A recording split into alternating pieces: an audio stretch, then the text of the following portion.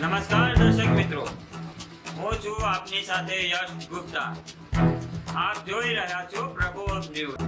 કલોલમાં તાજિયા નીકળ્યા અને આ પ્રસંગે કલોલ શહેર કોંગ્રેસ સમિતિ દ્વારા તાજિયા કમિટીના પ્રમુખ ડોક્ટર ગુલામ હુસેનને ફુલહાર પહેરાવી સ્વાગત કરવામાં આવ્યું। તાજિયા નિકાસમાં શહેરના લોકોનો ઉત્સાહ અને શ્રદ્ધા જોવા મળી।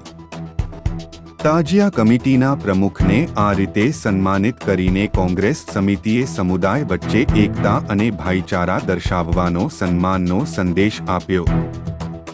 આ કાર્યક્રમમાં શહેરના અનેક કાર્યકરો જોડાયા હતા, જેમ કે શહેર કોંગ્રેસ સમિતિના પ્રમુખ લાલસિંહ ઝાલા, કમલેશ શેરકાર, સતીશભાઈ, મનુભાઈ, સંજય વાઘેલા, કાઉન્સિલર સલ્લાઉદ્દીન મલેક, યાકુબ ખાન પઠાણ તેમજ કોંગ્રેસ સમિતિના અન્ય કાર્યકરો મોટી સંખ્યામાં હાજર રહ્યા।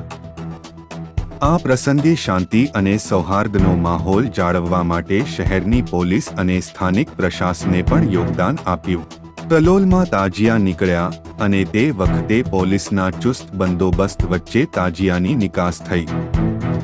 આ પ્રસંગે હિન્દુ અને મુસ્લિમ ભાઈચારો જોવા મળ્યો, જેમાં બંને સમુદાયના લોકો એકતા અને સૌહાર્દ સાથે જોડાઈને આ તહેવારનો આનંદ માણતા જોવા મળ્યા।